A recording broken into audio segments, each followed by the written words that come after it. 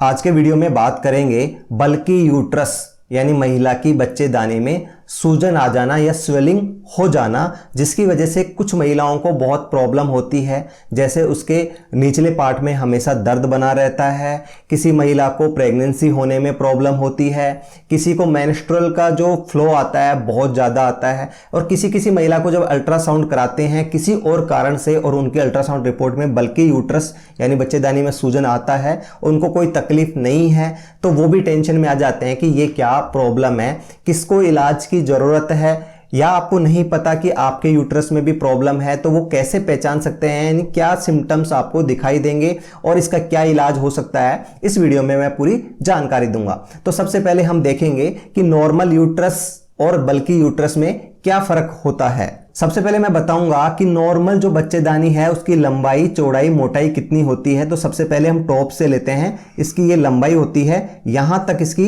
लंबाई होती है, और ये लंबाई कितनी होती है, 7 सेंटीमीटर होती है। नॉर्मल 7 सेंटीमीटर के समथिंग होती है। ये होती है इसकी यहां से लेके यहां, इसकी क्या होती है, चौड़ाई होती है जो 5 सेंटीमीटर चौड़ाई होती है।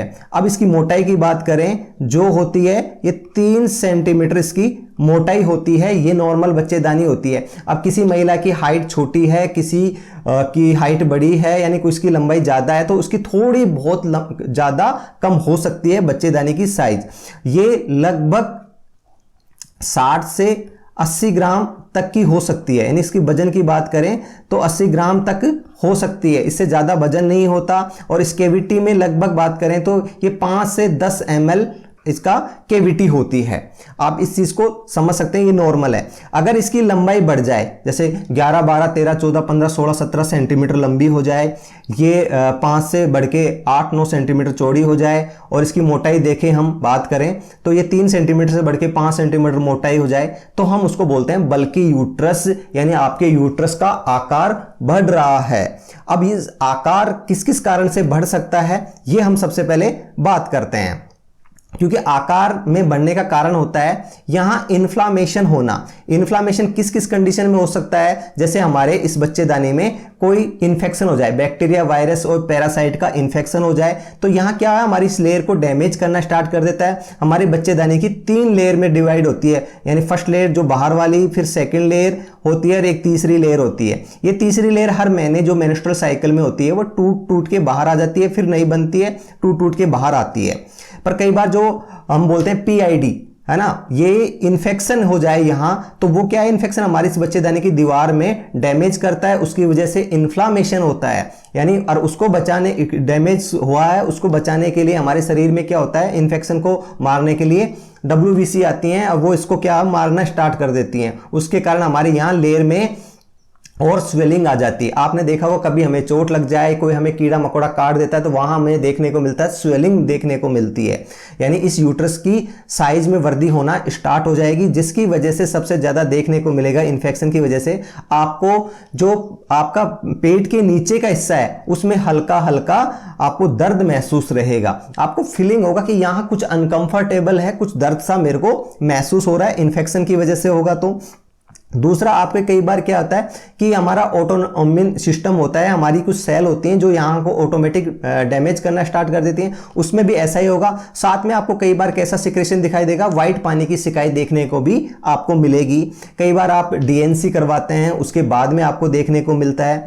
कई बार ये PID यानी आपका यहाँ बल्कि यूट्रस आपको देखने को मिल सकता है। आप कई बार क्या होता है, ये कॉपर टी लगाते हैं, ये कॉपर टी होता है, एक धागा होता है, ऐसे कॉपर टी लगाते हैं, तो ये बाहर की चीज हमारे यूट्रस के अंदर आती है, तो हमारा यूट्रस क्या एक रिएक्शन करता है और यहाँ क्या हो, इन्फ्लामेशन होता है। नॉर्मली इन्फ्लामेशन होता है, तो उसकी वजह से भी हमें बल्कि यूट्रस देखने को मिलता है। और एक इंडिया में मुख्य कारण है बल्कि यूट्रस, यानी कोई महिला 1 बार 2 बार 3 बार जब मां बन चुकी होती है, तो उसके बाद में जो यूट्रस है ये 7 सेंटीमीटर जिसकी मैंने बताया है, इसकी लंबाई बढ़कर कितनी हो जाती है, 35 सेंटीमीटर हो जाती है। जब माँ के बीच में जब डिलीवरी होती है, बच्चा बढ़ता है, जब ये बढ़ जाता है, यूट्रस बढ़ जाता है, उसके बाद में ये वापस आ जाता है, बच्चा जब बाहर निकलता है, तो पूरी अवस्था में ये बाहर नहीं आ पाता, ये थोड़ा बहुत ऊपर रह जाता है, यानी इतना रह जाए, तो उस कंडीशन में भी हम अल्ट्रासाउंड कराते हैं तो बल्कि यूट्रस दिखता है। पर उस महिला को क्या होगा, उसको कोई दर्द महसूस नहीं होता, उसको सफ़ेद पानी की प्रॉब्लम नहीं होती, वो एक नॉर्मल है। इंडिया में बहुत ज़्यादा देखने को मिलता है।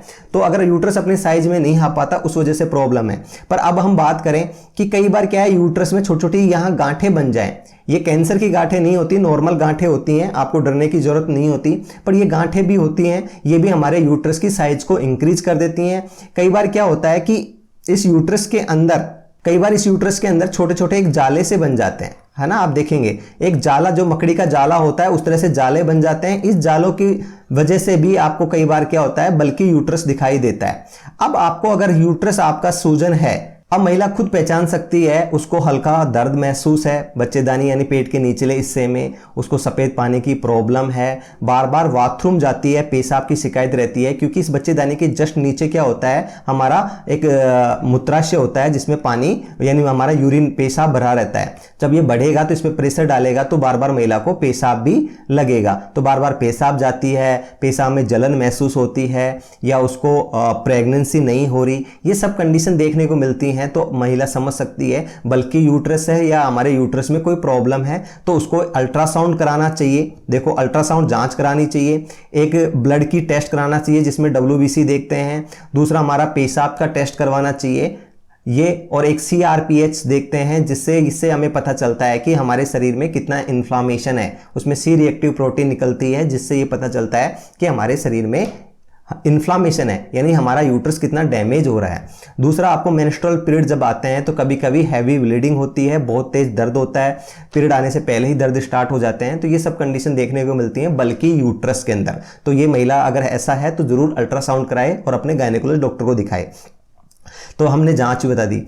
अब बात करते हैं कि अगर महिला को प्रेगनेंसी में प्रॉब्लम आ रही है तो आप वो क्या करें। ट्रीटमेंट की बात करें, या उसको दर्द फील हो रहा है या सफ़ेद पानी की शिकायत हो रही है, तो मोस्टली क्या होता है कि इन्फेक्शन की वजह से होता है। तो महिला को क्या है, मेडिसिन यानी टैबलेट खानी पड़ती हैं। वो इन्फेक्शन जैसे ही खत्म होगा आपका यूट्रस ठीक होना स्टार्ट हो जाएगा। धीरे धीरे 1 या 2 महीने के अंदर अच्छे से यूट्रस रिकवर हो जाएगा आपका। इन्फेक्शन की वजह से है तो कुछ ये छोटी मोटी गांठें की वजह से हैं, तो इसमें लगभग प्रेगनेंसी हो जाती है। ये गांठें बहुत ज़्यादा नहीं बढ़ जाएं, उस कंडीशन में ही कुछ सर्जरी के उपाय के लिए बोलते हैं, बाकी नहीं तो ये छोटी मोटी गांठें होती हैं, इसमें भी प्रेगनेंसी हो सकती है।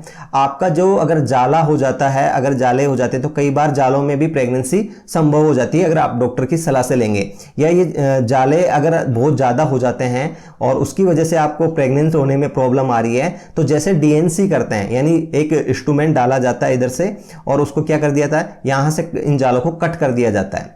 इन जालों को कट कर दिया जाता है और थोड़ा आपको ट्रीटमेंट लेना पड़ता है, और उसके बाद में आपका यूट्रस एक बार थोड़ा नॉर्मल हो जाता है, तो उसके बाद में आपको यहाँ प्रेगनेंसी ठहर जाती है।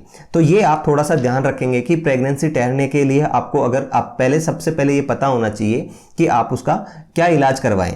या आपको फाइब्रॉइड यूट्रस है, या एडिनोमाइसिस है, या फिर आपको बल्कि यूट्रस इन्फेक्शन की वजह से हो रहा है, तो उसी चीज़ का उसी टाइप का इलाज कराया जाता है। तो इसके लिए आपको एक बार गायनेकोलॉजिस्ट से जरूर मिलना चाहिए। अगर आपका बल्कि यूट्रस है तो आप मिल सकते हैं, या आपको कोई तकलीफ नहीं है और आप अल्ट्रासाउंड रिपोर्ट किसी और कारण से बताया और डॉक्टर ने देख के बता दिया कि आपका बल्कि यूट्रस है। अल्ट्रासाउंड में डॉक्टर ये भी बता देगा कि ये लेयर ज़्यादा बन रही है, इसकी वजह से आपको क्रैम्प आ रहे हैं, या यहाँ कितना पस तो नहीं बन गया, बहुत ज़्यादा डैमेज हो जाता है कई बार, तो उसकी वजह से हमें ऑपरेशन करना पड़ता है। नहीं कि नॉर्मली पस वस का इलाज मेडिसिन दवाई खाने से ठीक हो जाता है। अब बात करें कि महिला अगर प्रेगनेंसी प्लान कर रही है और उसके इसमें सूजन है बच्चेदानी में, यानी बल्कि यूट्रस है, तो वो जो टेंशन ले रखी है उसको क्या करना चाहिए। तो सबसे पहले मैं ये कहूँगा कि पता करें कि वो डॉक्टर को दिखा के टेस्ट करा के, ब्लड का टेस्ट करा के, पेशाब का टेस्ट करा के, अल्ट्रासाउंड करा के ये पता करें कि उसका बल्कि यूट्रस किस वजह से है। समझ रहे हो आप। जब उसका बल्कि यूट्रस का पता चलेगा तो उसी टाइप का वो ट्रीटमेंट ले, और उसी टाइप का ट्रीटमेंट लेने के बाद ठीक हो तो वो अपनी प्रेगनेंसी प्लान करे। नहीं तो आपको इसमें अगर गलती से प्रेगनेंसी हो भी जाएगी तो आपको प्रेगनेंसी में भी कॉम्प्लिकेशन देखने को मिलता है। कई बार क्या होता है कि प्रेगनेंसी हो जाती है, उसके बाद भी जो पेट के नीचे हिस्सा प्राइवेट पार्ट होता है उसके आसपास सामने फ्रंट में दर्द सा महसूस हमेशा रहता है। यानी बल्कि यूट्रस में भी कई बार महिला को इन्फेक्शन होगा तो हमेशा दर्द महसूस होगा, और प्रेग्नेंट होने के बाद में भी कई महिलाओं को अगर दर्द महसूस होता है तो वो ये समझें कि उसके कहीं ना कहीं पेट में बच्चा जरूर है पर वो इन्फेक्शन भी है उसके, उस वजह से आपके बच्चे को खतरा हो सकता है, या प्री मेच्योर डिलीवरी यानी टाइम से पहले डिलीवरी हो सकती है। तो ये सब प्रॉब्लम आ सकती है, इसलिए टेस्ट जरूर कराएं और डॉक्टर को जरूर दिखाएं। मैं हूं मिस्टर श्याम, एम्स हॉस्पिटल में। यदि आपको मेरा वीडियो अच्छा लगता है तो प्लीज़ चैनल को सब्सक्राइब जरूर करें।